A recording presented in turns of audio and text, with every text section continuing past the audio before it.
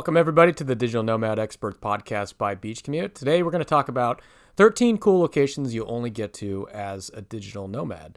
So we realize that we talk a lot about places to be a digital nomad. We've talked about that in a lot of different contexts under different price ranges, best places to go as new digital nomads.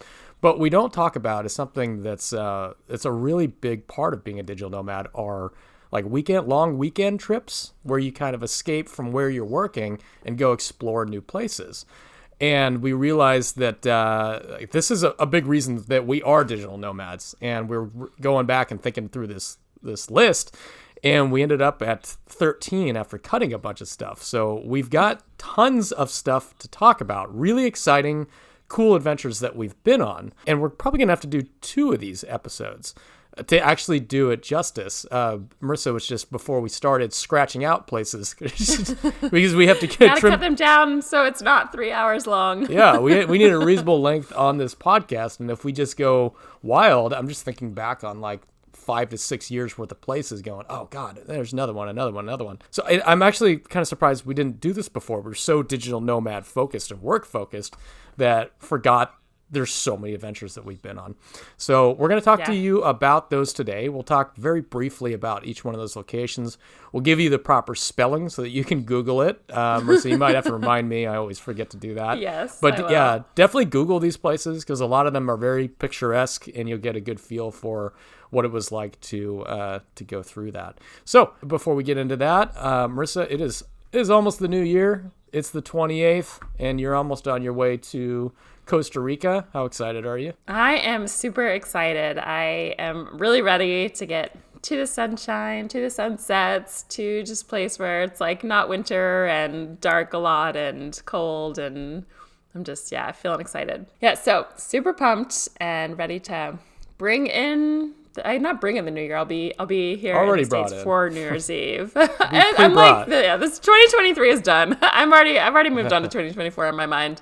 So yeah, excited for some travels again to start the new year. And I know you're probably getting pretty antsy there in California as well, ready to I'm ready. The road to Colombia and then Argentina. Yeah, I'm not doing well in the dark. I don't like it. I need the lizard. I need to get outside. I need a bit more sun. I'm ready. Yes, I have a vitamin D deficiency. I've decided.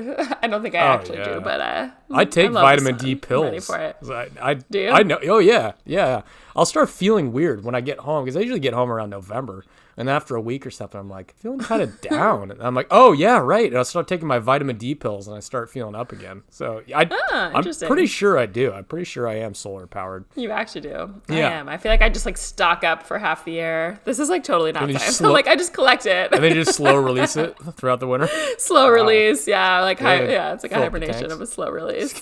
Exactly. Wow. But I am super excited for this episode. Like you said, we've talked endlessly about places to be a digital nomad, but these are really locations that not only do you really only get to like as a digital nomad, but if you think about just normal travel, these are places that you don't really get to because as a nomad, you kind of, I would say you are living often in the places that most people will visit. And it's taken all of their vacation days just to get to that place and explore there. And so you don't really get one step farther for it's like the trip off of the trip is like the way I like to explain it. And so as a nomad, when you're living in all these cool destinations and you get to explore them, all during the week and just take it in what everybody else does in a couple days of, vacation time that they have off of work, you really get to go to some cool places that truly, I know I never would have gotten to in my lifetime if it weren't for already being there. Yeah. And the first ones I'll talk about is like my cool realization of this on my first long time nomad trip. But I'm like Jeff said, I had to cut so many off of this just to make it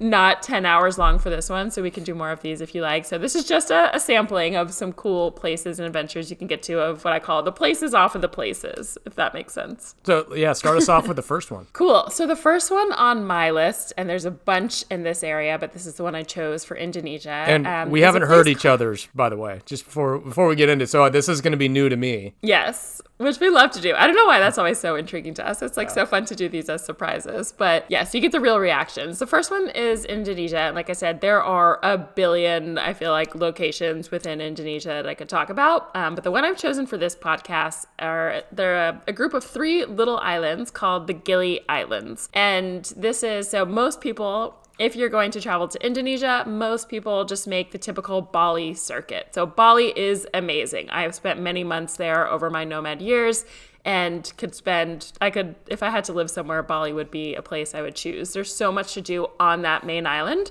So if you think about, most people do that as a big trip. If you think about coming from Europe or North America, it's a pretty hefty trip. So most people, even if you take 12 days, let's say you're somehow lucky or planning around some holidays and get enough vacations from your job, most people will spend their full, 7, 8, 9, 10, 11, 12 days just on the main island of Bali. So this place, you have to drive to a coast, take a ferry. I would say it was probably a 2 or 3 hour ferry to these little group of islands called the Gili Islands. And there's 3 islands that are, again, they're very, very small. And they're just magic. I know Diego has spent I wish he was on here now, because I know he's spent a lot of time there recently. It just feels like a total escape. It feels really remote. There's really great snorkeling. You can go scuba diving not far from there. The islands just feel, I don't know, they're just magic. Like you watch the sunset over a volcano in the distance. It's hard to explain the magic of it, but it's really amazing. And I know for me, so one of my first kind of long-term digital nomad trips was to Bali.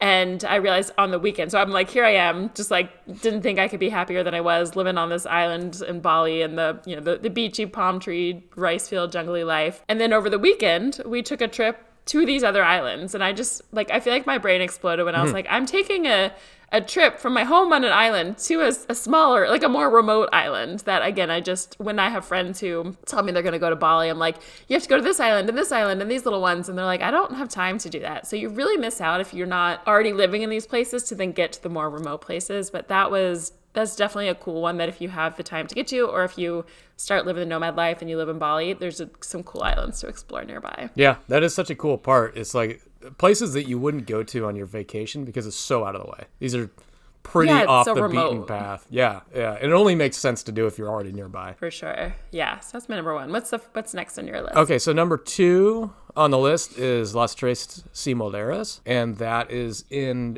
Chiapas, so it's a state in Mexico. It's the southernmost state in Mexico, almost in Guatemala. And the closest city is San Cristobal de las Casas. And this one is way off the beaten path. And what it is 3 waterfalls. Las Tres Ciénegas is the 3 waterfalls. And these guides will take you from this tiny little town, which is about an hour away from San Cristobal, on a 4-wheel drive truck over mountains. And you're riding in the bed of this truck, and they're taking you over these dirt paths, over trees, through jungles, all over the place. And you end up at these waterfalls. And once you get to these waterfalls, they take you for some rock jumping. And they know all the spots. They know exactly where every single rock, they've got it all navigated. They navigate by feet. And they're just walking here, hold my hand, jump exactly right there. And you're like, you serious? We okay to do that? Yeah, just jump exactly right there. You're going to be fine. And you do these rock jumping things. And then eventually it all culminates in rappelling down the side of the waterfall. So it's I can't remember how big the waterfall is, 120 feet or something. It's a lot. You just get attached to this harness and this rope. And the guy's like, all right, just walk off backwards. All you have to do is walk off backwards, avoid this one hole, and don't look up. Because you'll get a whole river full of water in your mouth. And so immediately I back off, step in the hole, and look up. That's the first thing I did. And I just swallow half the river, and I'm stuck in this hole, and I'm trying to bounce out of it. And it's pretty hilarious. But it was one of the most incredible things I've ever seen. Just visually, it's stunning.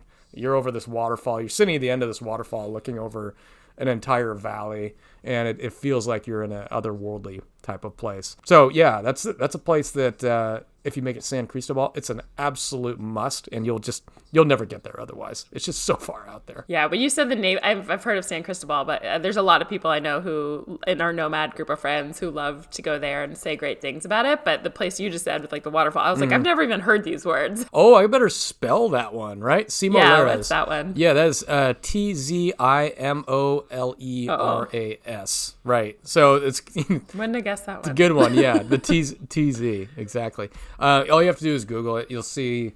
I think there's one tour that goes through there, maybe one tour company, and they've got all kinds of pictures online. So it's definitely worth a look because it's incredible. Nice. And mine, I don't think I spelled mine. It was just Gili. I think it's only one L. Maybe it's two.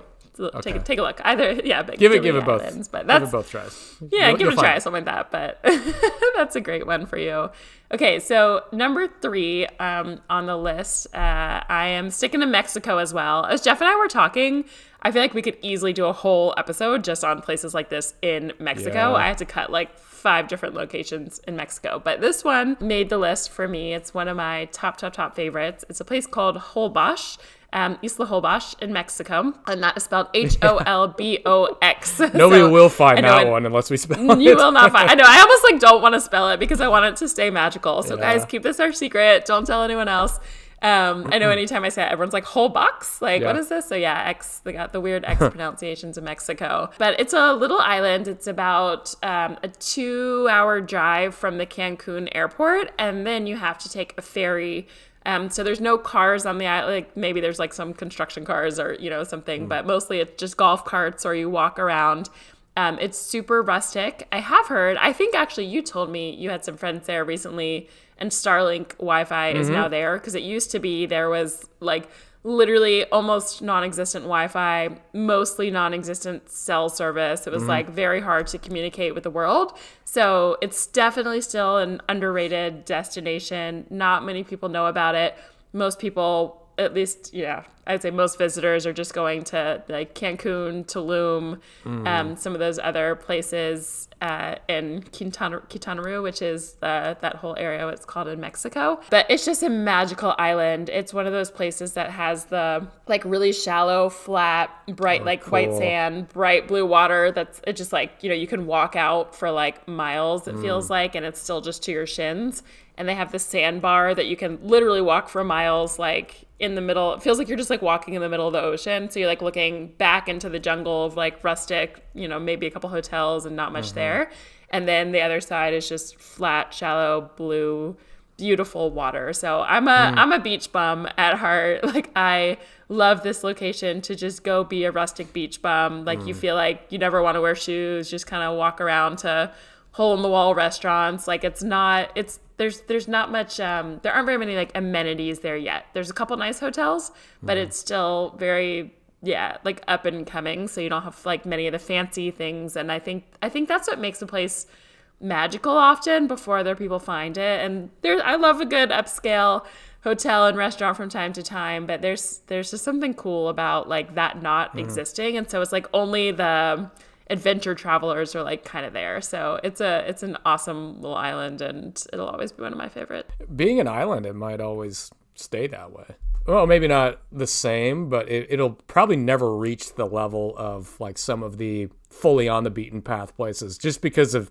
it's just limited by geography, right? That's true. It is a little bit of a pain. You have to like go and then, the ferry only runs like once every 30 minutes. You have to time it. And if you get there too late, it stops. So it definitely like if you're flying from an airport, you have to drive there and then wait and get on a boat. It definitely does like take like fewer people will go by default, but I do imagine they're putting a whole railway system into this whole area of Mexico. I don't know if you've seen this. It's going to go from like Cancun to like Playa to Tulum to Bacalar to some other places, like this big round train. They're spending like millions of dollars above ground train to make it really easy. And then there's also some stuff going on. It's like supposed to not like replace the Panama Canal, but be like an alternative to go across like land there. It's going to change. Like they're building an international airport in Tulum so that people can it's I get like chills talking about it. It's gonna change. It's like it's just gonna make all of these places, I don't like it, a whole lot easier to get to. I wonder how it's actually gonna impact the experience there. Yeah, I think it's gonna change a lot. I mean, there's already a lot of those places are pretty touristy, but some of these Tulum. Tulum is a nightmare. It used to be one of like my favorite destinations in the world. It was like so magical, and now I want to pull my hair out every time I go because there's the infrastructure can't handle all the tourists and the people there.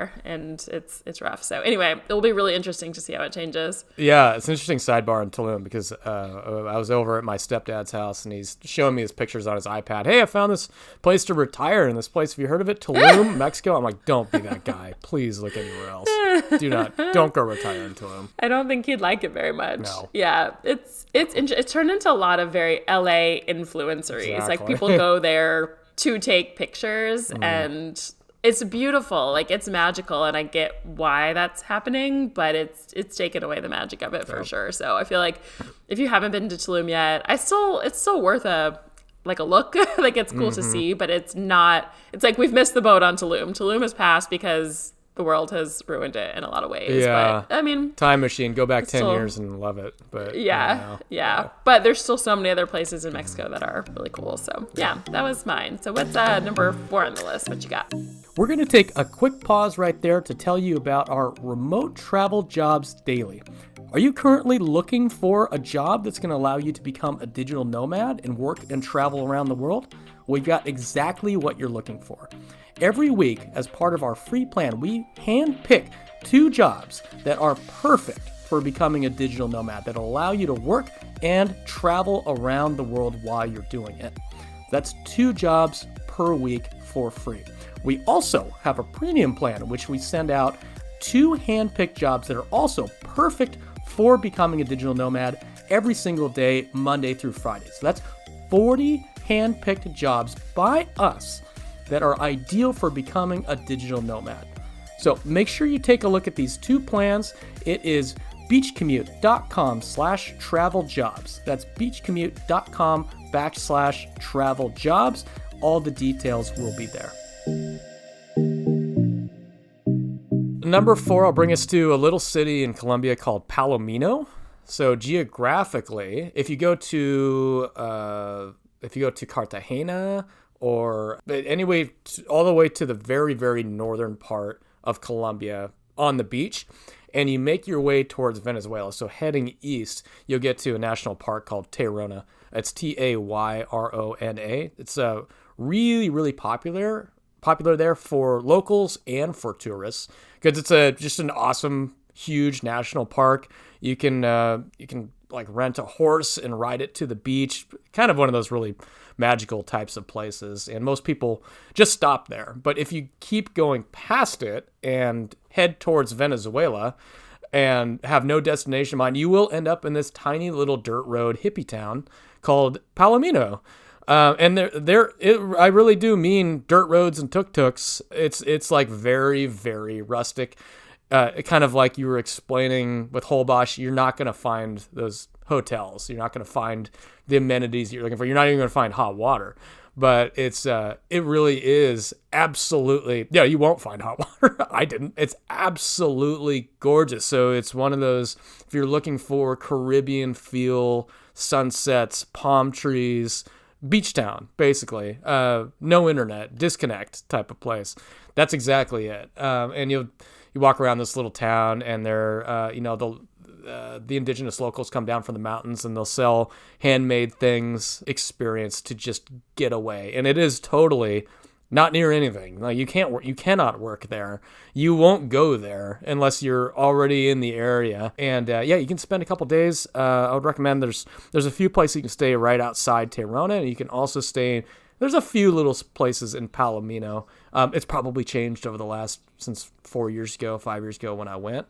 But it's so far out there that it's not really a destination, but it's a great place to unplug. And it's a beach town. Yay, beach town. I was going to say, I want to vouch for you on this one because I actually went to Tayrona National Park in Colombia before I was a nomad, just like kind of on vacation-y days, and I stopped at Tayrona. I had no idea this place even existed, so I could vouch. Just like, it felt even like off the beaten path and farther than like my other friends were traveling to get to Tayrona. Like that felt far. So as you're saying, as a nomad, it's like you got the time and the adventure to get one step further.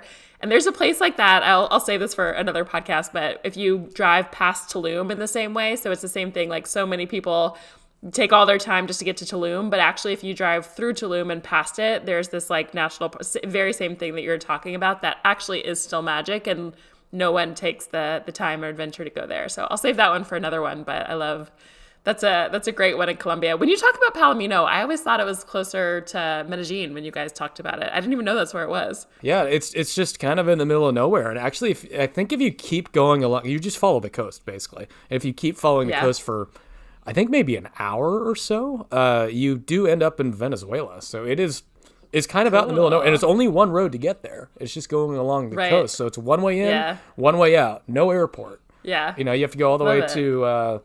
oh man, it's not Cartagena. It's before Cartagena. I can't remember it.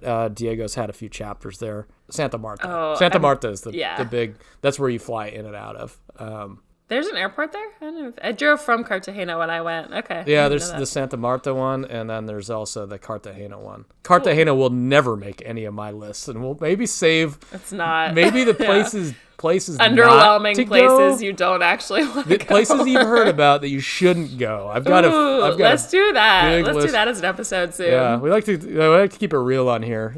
Yeah, so we've been to a lot of places that Tulum. I was talking to a friend the other day who wanted to like take a cool trip, and they were like, "What about Cartagena to get away for 5 days?" Nope. I was like, "No, Nope. please don't." Love Different it. These are some vibes good that I'm ones. not gonna lots of cool insights. dig into. Yeah, at the moment. we'll get there. Say that. Number 5 is yours. Number 5 on my list. So switching gears a little bit across some continents to the Middle East is a little place, not a little place, a big place called the Wahiba Desert in Oman. So I actually did this adventure with Diego. So if you don't know this about Diego, he actually lived in Oman.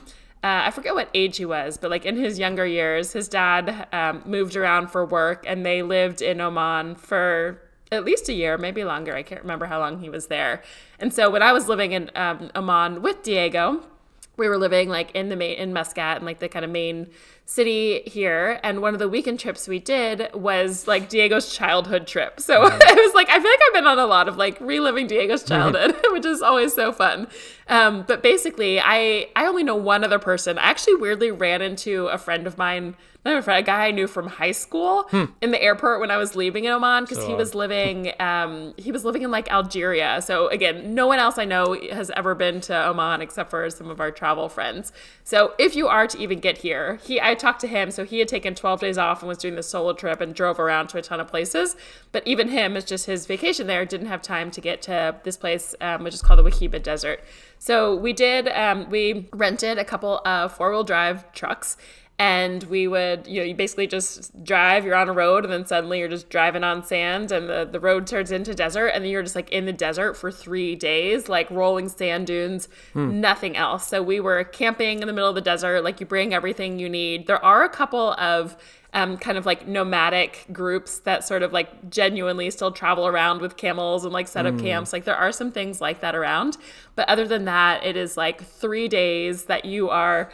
No Wi-Fi, certainly. Pretty much every now and then you get some spotty cell service, but it was one of the coolest experiences. I've underappreciated. I never thought deserts were so cool. It's like I never would have seeked out this experience, but they're beautiful and it's really fun. So you basically drive through the desert and you end up like on the other side of the desert at the sea, and we like kind of got there and then drove our way back. So that was one that I'm certain I probably never would have even gotten to Oman if I wasn't a nomad. But let's say you're super adventurous and you make it there on your typical 2 weeks of vacation, which is really unlikely. And Oman, I have so much to say about this country. It is like beautiful, beautiful, beautiful, really wonderful people, very safe. But this particular like adventure off of our adventure was just a really cool one, driving through the desert and camping I think we camped for 2 or 3 nights on the way. So amazing. That was one for the books. Yeah. I've never done a desert destination now that I think about it. I think you'd like it a lot. Yeah. No, I haven't done any desert geography. Yeah, might have to put that on the bucket list for me. Yeah. I sent an email to our list recently because you know how like your phone will be like, here's like memories from the sea, memories from, yesterday, memories from whatever.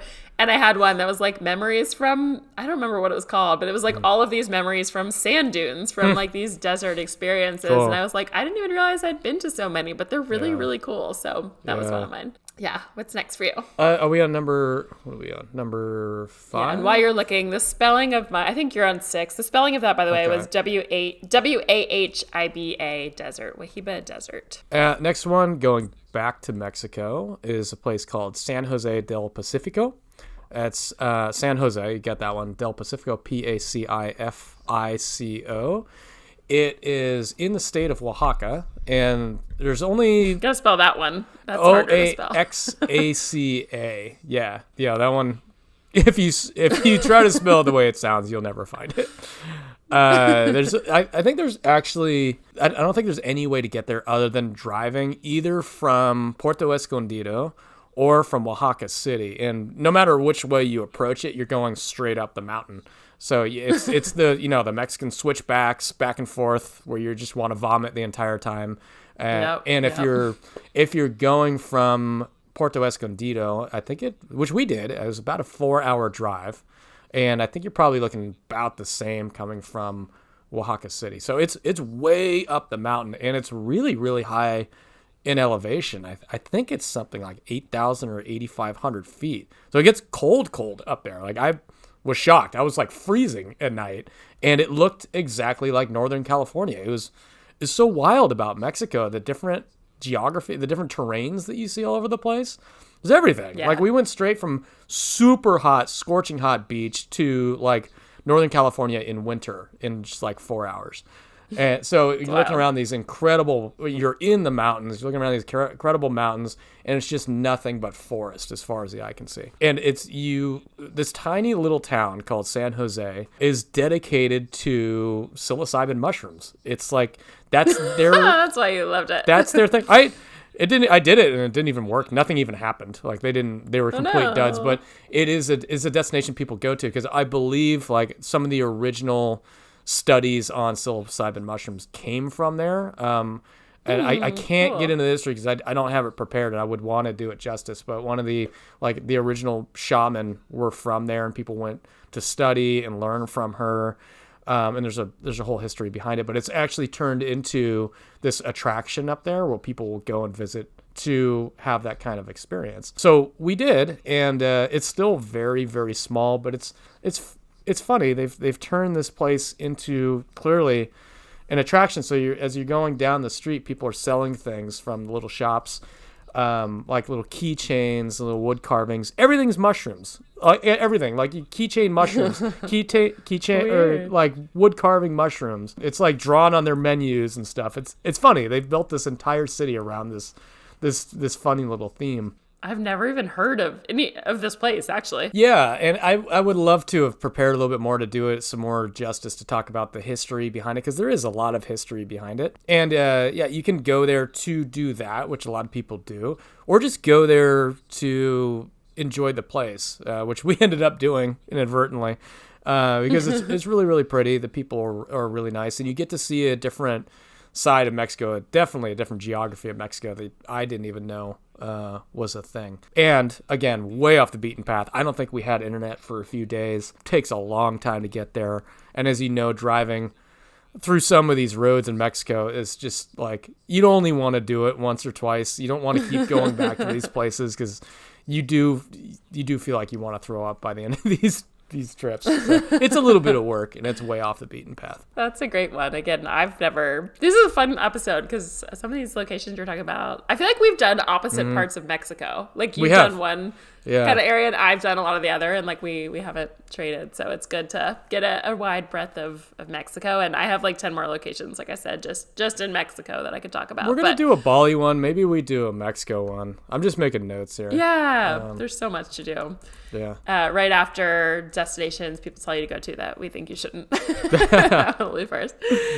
So real quick, if you are enjoying this episode, if you're getting useful information that you're not going to find on the normal blog post, people aren't going to tell you about, that most people haven't even been to, we'd love if you could leave a quick review. If you could give a 5-star, a thumbs up, a subscribe, a follow, whatever that looks like for you. It really helps other people find it, and we appreciate it so much. So with that, okay, number 7 on the list, taking us to Asia. So a lot of the places I was originally thinking for Asia are, I know I mentioned the Gili Islands in Indonesia, but a lot of places are on the typical backpacker route. So a lot of the like far off cool experiences are actually experiences that a lot of people do. But this one is a little bit farther that most people don't get to. So if you are traveling through Asia and you make it to Thailand, there's a bunch of islands I've been to which are cool, which a lot of people actually do get to. Some people make it to Chiang Mai, Thailand, which is in the north of Thailand. But if you keep going farther north, which no one has time to get to, and your typical, even if you have 3 weeks on your honeymoon in Thailand, people aren't making it this far. I don't know any non-nomad who has been to this location. So it's a little place called Pai in Thailand, and that is spelled Pai, I believe. And it is a funky little hippie mountain town. It's really part of the reason, it's actually like kind of the roads you talked about, Jeff. There's a joke that there's all these switchback roads that go up a mountain. And I forget, there's literally a shirt that has the number. I'm going to butcher it. Call it like, I don't know, there's like 111 switchbacks or 87. I don't know what the number is, but it's like a lot. And it's every one of us. Like I get really car sick just in general. Like it doesn't take much to make me car sick. But the people who were like, I'm good, I never get car sick. Every one of us when we got out of that van was like about to throw up and pretty miserable. Yeah. Green, like no one was speaking. No. It is rough to get there. And like I'm pretty certain there's no airport there. If there is, it's like a tiny little like private plane or something. Yeah. I don't know. But basically the only way to get there is to fly into Chiang Mai and go on this really miserable drive. But your reward is this funky little mountain town with all of these, it's hard to explain it. There's a main street where there's the best street food of like every Thai dish you could imagine. That's just like, you just walk down the street and you just try little things. There's some cool mountains that you can go like, almost sort of like, not even hiking in. You just sort of walk out to these cool like finger looking mountains as the sun sets. There is a lot of mushrooms and other things happening there. But yeah, it's like, it's still kind of backpackery hippie-ish, but a lot of digital nomads end up taking like a weekend trip, or well, actually there is Wi-Fi, which is cool. So it's hard to get to, but a lot of people will spend a couple weeks there as nomads and actually sort of live and work there. But it's definitely one of those places in Thailand, I think, just because it's hard to get in further and it's like not near, it's not on your way to anything else. You're like, oh, I'll just swing by there on my way. Do that trip more You do than not once. want to go back and forth. Yeah. So most people really just don't make it. And it's one of the coolest memories I have from the north of Thailand. So again, it's just really cool as a nomad when you're living. So we were all living in Chiang Mai at the time. You can hit these other places that you just won't get to on vacation, and most other travelers will never get to. So that's a good one. Yeah, that was mine. So number 8 to you? Number eight. Yeah, number 8, gonna go to South Africa on a trip called the Whale Trail. I've talked about this one before, but it's just, it fits this description of this podcast so perfectly. Because it is absolutely not something you will do. And they've got it backed up like a year in advance. So many people want to go on this thing. It is a 5-day hut-to-hut hike. And hut-to-hut means you've got huts just along this coastline, and you just carry all your stuff in your back, and you go from one hut to another. So you walk during the day, however long that takes you. It's like something like 17 kilometers per hike. So it's most of the day. And then you get to a hut, and basically all you've got is a mattress. Some I don't think they even had mattresses. So you have to, well, no, I think they had mattresses. That was it. Basically, you just like, you haul all your food with you, everything that you need for 5 days.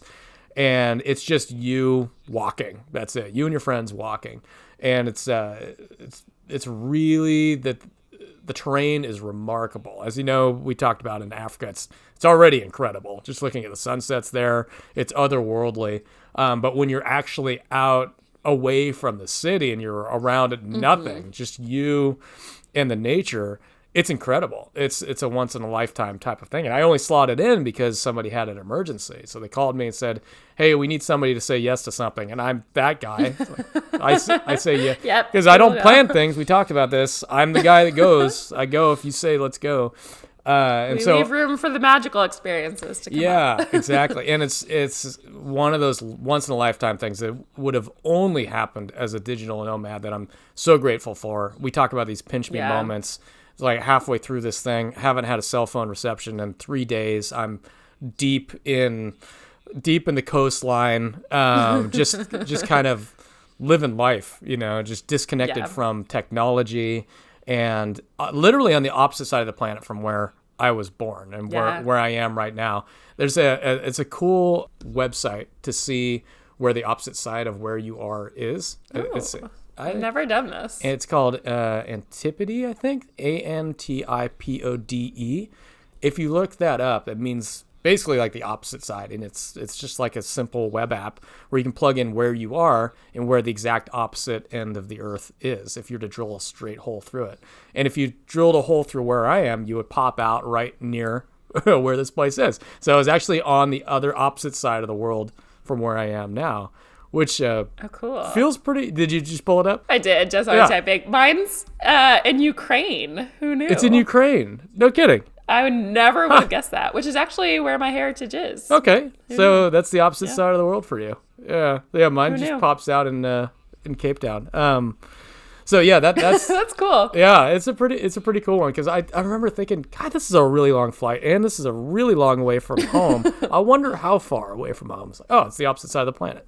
Got it. Wow, I would have thought mine was like further in Indonesia. That's cool to see. Yeah, so I love that. That's the whale trail. Everybody can spell that one. There's only one, so if you Google that, you'll see all the pictures from it. It's a remarkable place. Called the Whale Trail. Yeah. I want to say a lot of people do go to Cape Town for vacation or honeymoons, or sort of like, I have friends who've been there on those 2-week vacations, and there's so much to see just in Cape Town, and there's just little day trips or a couple hour drive or vineyards or other things like right nearby. Spend years there and still, you could spend years and just do that. So I think that's just such a great example of how, like, you spend, I think you were in Cape Town 3 months? How long were you there? 2 months, 3 months, something like that? A couple months. I think it was, just around 2 months. Yeah. So you were there 2 months, and because you got to explore so much of like Cape Town proper while you lived there during the week and some of those other weekends that you had, this is like a step further that I don't know anyone who's not you who has been on the whale trail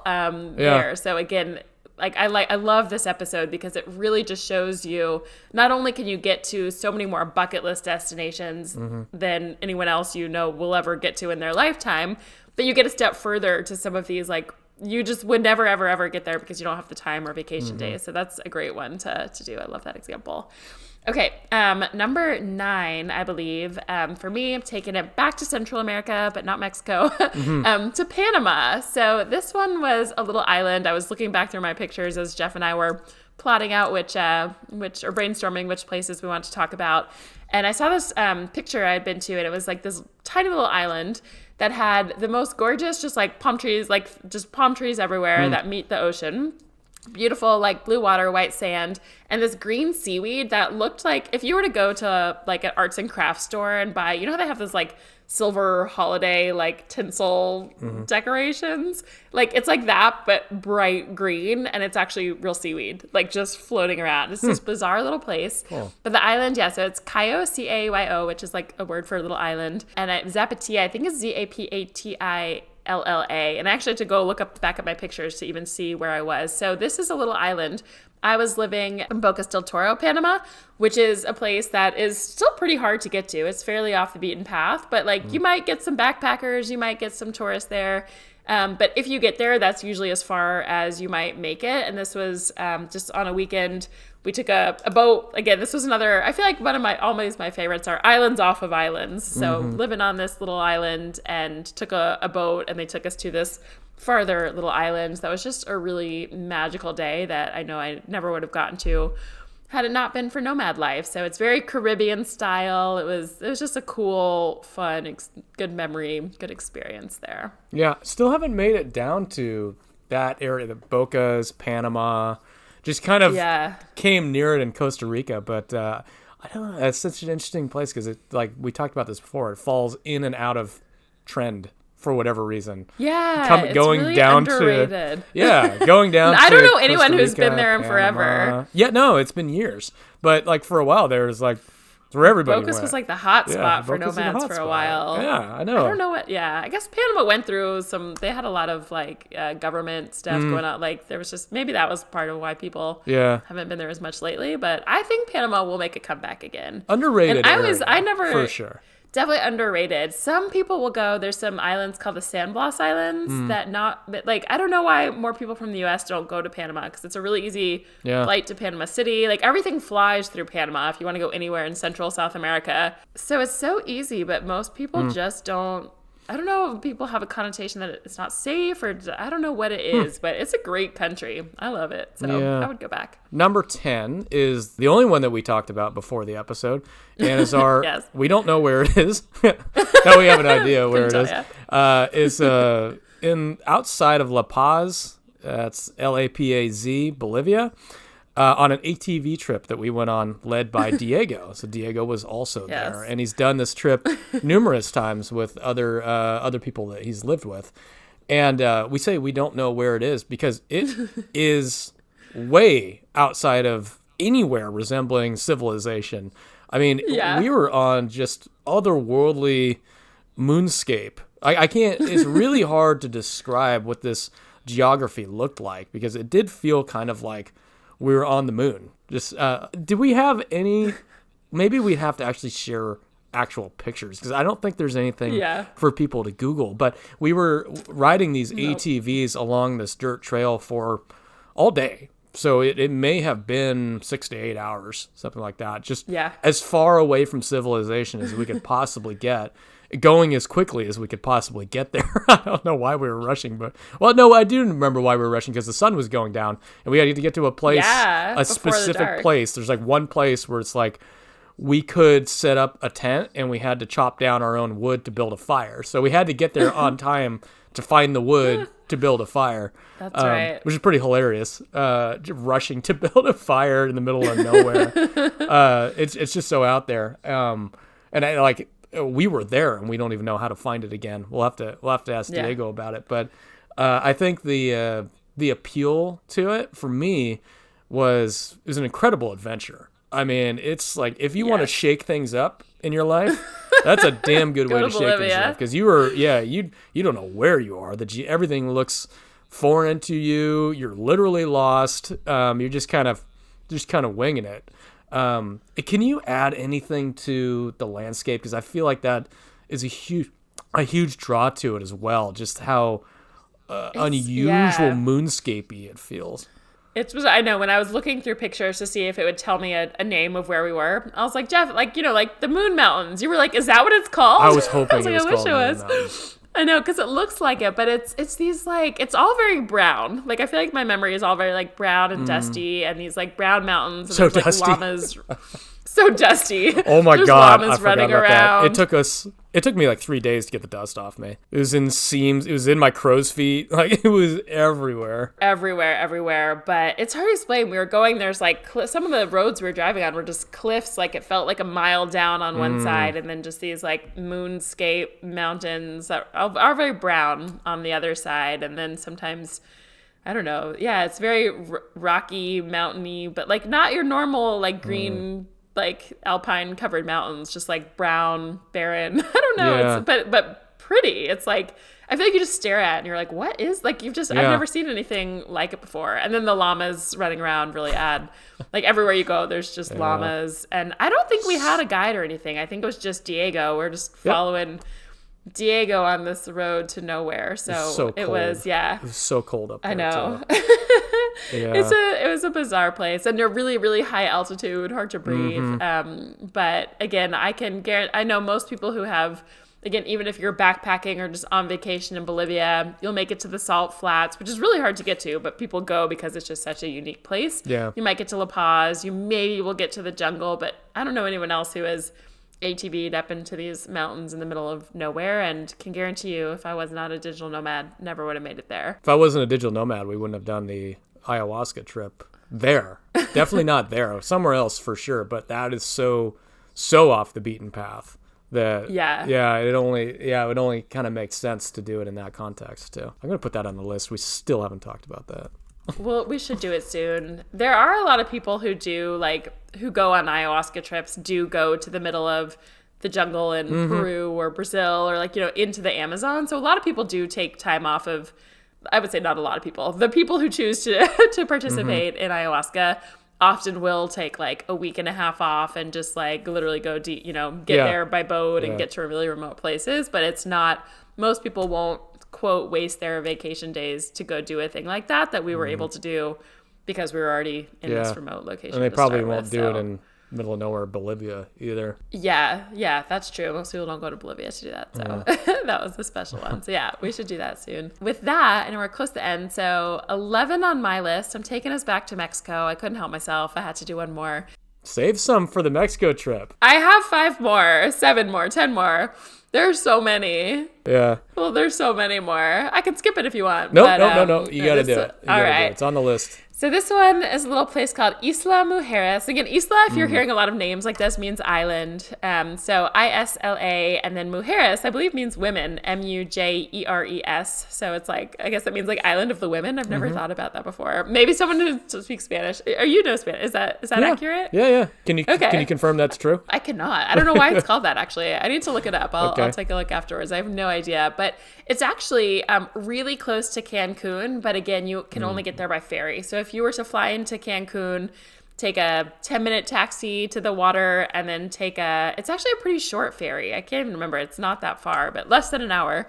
Maybe it's like, I don't know. I haven't been straight from Cancun in a while, but maybe 30 or 45 minutes. Like it's not that far, but people just aren't likely to land, get to a ferry, take a ferry away. But it's a cool island in Mexico. It actually doesn't feel so remote because you can literally just look out and you like see Cancun. Like you're not that far, but it has like, it's not the tourists that you get in Cancun or in Playa. It's still just, it's really beautiful. It's got a little bit of kind of like rocky, cliffy, beachy views. And I always tell people who are going to that part of Mexico, I'm like, go to Isla Mujeres. Wow. Like, go to this, go to that place. I just brought it up. But no one ever goes. Yeah. And it's pretty remote. Like there's... Oh, that's incredible. It looks kind of like a colonial architecture with the bright colors and the streets look beautiful too. It's got that like super turquoise blues, low sandbar kind of feel to it. Yeah. This is like you as an island. Exactly. And no one ever goes. There's also not that much to do there, to be fair. Like it's pretty to look at. Like I would recommend a day or two and just sort of like, drive around in a golf. It's another one of those like golf cart kind of islands. You can drive around in a couple hours and you've seen it. But if you just want like a chill place that not many other people are going to and it's not very touristy, it's just a cool place. So I love it. Did you do the underwater museum? Don't do that. There's a lot of people who, I'll tell you why, there's a lot of people who will take any boat trips that leave from Playa or from Cancun. Mostly you have to drive to Cancun, and they'll do a lot of like catamaran sailing trips where they take these big groups out there on a boat for the day, and they'll take you to Isla Mujeres to kind of like get off and see it for like a second. And then they'll take 100 people and make you wear those big orange life jackets. And there's like 100 people looking at this like underwater museum, which is just these like statues underwater, but you feel like you're in a fish cage because there's 100 other people around you. And that's one of those things that it's like, looks cool, don't do it. Yeah. Okay. Gotcha. It's terrible. Yeah, that place but theoretically, it would be cool if no one else was doing it. There's some like that in the Gili Islands as well. You'll see a lot of Instagram pictures where they put those statues underwater that you can kind of like snorkel or dive down and see and take cool pictures. But there's usually like 100 other people around. You have to get the perfect shot to get no one else in it. It's a strange thing, but it's cool. I have to hit the Yucatan at some point. Yeah. Like I was saying before, I think I mentioned a couple months ago, I think I'm due for some beach adventures. I just need to. Yeah. I've got it built up in my system, and it's like time. It's time to get back to the beach. It's good for you. It's good for the soul. Just getting your feet in the water. It's just, it does something to you. It's incredible. There's it's a lot perfect that's way to finish a day. of working. Yeah. Grounding? But scientifically proven, not even grounding. So there's that. And there's all the stuff about like infrared lights and looking at sunrise and sunset, all of that stuff. But there's a thing, there's actually like particles, they're called negative ions. So the movement of the water of the ocean literally releases these negative ions on the air that have beneficial, like scientifically proven beneficial aspects to our health. It's cool if you look it up, like Google like health effects of negative ions and ocean, like some waterfalls have them as well, but oceans have one of the highest numbers of them. So everyone's always like, why do I feel so much better around the ocean? It's like, you physically do, scientifically you do. Something. So yeah, it literally changes you in your body. So beach time soon. Number 12 is you got 13, so I've got 12. Number 12 is a strange one. It's I mean, it's a complete opposite of what you're just talking about. It's a bear sanctuary.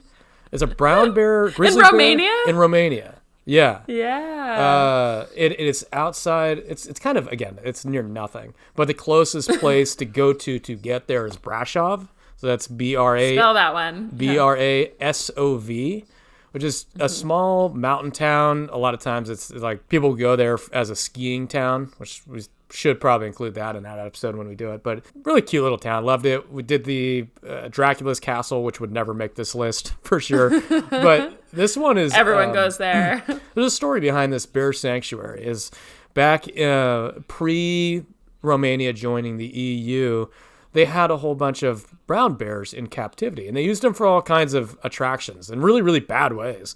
People would have them in gas stations. They'd have them in front of restaurants. They'd have them as part of circus acts, and the way that they treated these animals were absolutely terrible. I'm not even going to get into it because it makes me sad just to think about it. So just think about these bears being treated very poorly in captivity, and they shouldn't have been anyways. And the EU said, I think it's back in 2006, they said, if you want to become part of the EU, we've got regulations on the way you treat animals. So you've got all of these bears in captivity. You can't have them. And Romanians just went, okay. And they released them. And they're like, not like that. Like, don't just, come on. So they just let them go, right? So there's bears that have been in captivity. They have no idea how to fend for themselves. They associate humans with getting food. And obviously that creates an enormous problem for the locals, for the bears, for everybody. It was just it was really poorly thought out. So there ended up being hundreds of bears, and they created this very, very large sanctuary in the middle of nowhere. And they put all of these all these bears in the sanctuary. I think there's like 115 grizzly bears in this sanctuary at this point. And you can go there, and they've got it. And they're grizzly bears, or they're little brown bears? I think they're a different type of brown bear. It's a brown bear. The big bear. I know it's the bigger one. It's the one you don't want to see. Look it up. Not the brown bear. I'm sorry, not the black bear. Not the one where it's like gonna run away from you. This is the one that'll run towards you. You don't want to encounter these ones. And they've got a very big sanctuary, and they've got it very controlled where you can see them, because these bears have been so traumatized that like just being observed like they're in a fish tank again is not good for them. So they just got select little areas where you can see them, where they're eating, or like where they actually like to come to the fence to see people. Otherwise, it's mostly just free range, free roaming across all these acres. So you see all of these brown bears, and it was hilarious because they were feeding them bear ice cream in this one little area to attract them. And they would throw this ice cream over the fence, and they grab big old chunks of ice cream, and you'd see them just running off on 3 legs with one hand with ice cream, and like just this big bear butt. I never knew bears liked ice cream. No, neither did I. And this huge bear butt just barreling its way into the woods, and it just disappears with its ice cream. It's pretty cute. But it's really cool because you learn a little bit about the history, and you see that all these animals are now like being very well taken care of. And it's something that like you're never going to go to Romania to see a bear sanctuary. I mean, we were on the fence of whether or not we even wanted to go there, and we were already there. So right. It was a really, really good experience, way off the beaten path. That's a good example there. I remember I also went to Brasov for a weekend when I was living in Romania, and we didn't go to the bear sanctuary, but we did see some of those brown bears actually just like on the roads and some of the places we were hiking, and they're so cute. I love them. So I love that one. Yeah. All right. Bring us home. Well, to bring us home, back on the other side of the world in Guatemala. So there's a lot of places in Guatemala to visit, and there's like a typical, not a circuit, I would say, but a lot of the places, if someone were to travel there just on vacation, you'll probably go to Antigua, you'll probably go to Lake Atitlan, you'll probably do some little day trips around Antigua. But not many people ever get to a beach. There's a beach side in Guatemala, and there's a town called El Paredon.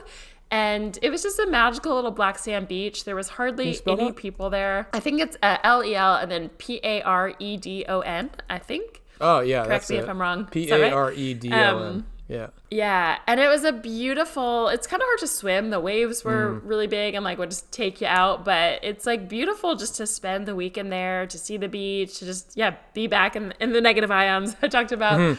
But it's a beautiful black sand beach that I don't know why nobody gets there. Like it's really underdeveloped. There was 0 hotels in sight. Like there are not big buildings. The coastline is like, some shacks on the beach kind of thing. Like I feel like almost everywhere you go these days, especially in places that are not remote islands, like you're gonna get the hotels, all of the just like construction that is, popped up because people want to enjoy it. But this is one that's still really desolate, and I don't know why. This was even years ago. I haven't figured it out. So anyway, that's one that I think if I had just gone on vacation there, there's a lot of other hot spots that are going to come up as like the most visited places to go if you, or the top spots to go if you were just have a week or two in Guatemala, but few people go there. So I was living in Antigua for a month, did Lake Atitlan, did some other things. And because I just had the time, we spent a weekend at the beach here that probably wouldn't have gotten to if I wasn't already living there as a digital nomad. So that completes our list of 13. That was a lot of places all over the world.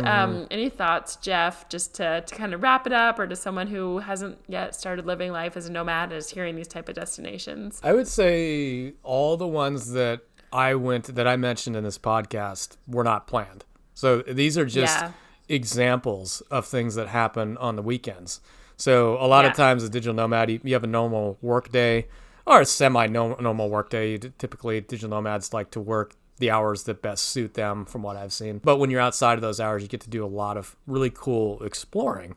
So it's fun to be on the ground working for sure, but it's like just having access to these places because you're already there that really makes it special. So your weekend trips can be incredible. They can be those once in a lifetime experiences, and you can do it weekend after weekend after weekend. And we have done that, which makes this it makes this really incredible because we'd have none of these places on the list if we hadn't. I can't think of any. If I was just doing my weekend my 2-week vacation from work, there's no way I would have made it to all these places or most of these places. None of them. No. I wouldn't have made it to any one of these. No. I would have gone maybe to one of the countries or like cities or places near them that we lived in, but not maybe, but wouldn't have made it to these like the islands off of the islands or the jungles within, past the city or like the just random, the whale trail that, no one knows to go. So it's just, it's neat. And like you said, these were never places. If you just Google like where to go in this country, like most of these places aren't going to be on the list.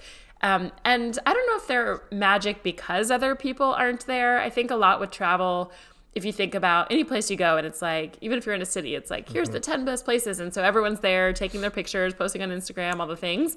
So even if those places, maybe if no one existed and you just stumbled upon them, they probably are the cooler places technically. But because they're so visited, all of these other places are just so much cooler. And some of them are more beautiful. You just like don't have the ability or the time to get there. So yeah, it's a really special part of nomad life that, again, I didn't anticipate before I started, of like these weekend trips or like the trips off of the trips. I had the bigger destinations in mind, and I'm so grateful for nomad life. And also like what's so cool is you'll meet people along the path who you'll be living in this town in Mexico or Guatemala or Oman or wherever you are, and someone there, a local, is the one who's like, oh, you've got to go here, like, or someone else who has traveled it, like, think about going there, because you don't read about them usually on the list. So it's a cool way to explore the world in more depth in a way you wouldn't otherwise get to. Yeah, that's a good point. All right, with that, we'd love to hear any questions that you have about these places. These are some of my fondest memories, so I'd love to talk about them more. So you can always write us in at hello@beachcommute.com. Also, there's a new capability in Spotify. You can add your comments to episodes. We read them all. Oh, cool. Do that. And they pop up and the community can see them. A lot of people ask us questions. That's why we're spelling everything. So people wrote in and said, please spell these locations for us. We get a lot of podcast requests through Spotify and through our email. So yeah, interact with us. We love interacting with you. This is not a one-way street. So with that, Happy New Year. And we'll start things off again actually you'll be getting this episode after New Year's, but for us, Happy New Year. It will be the new year. It'll be the new year. Almost 7 years. And we hope to see you out there on the road.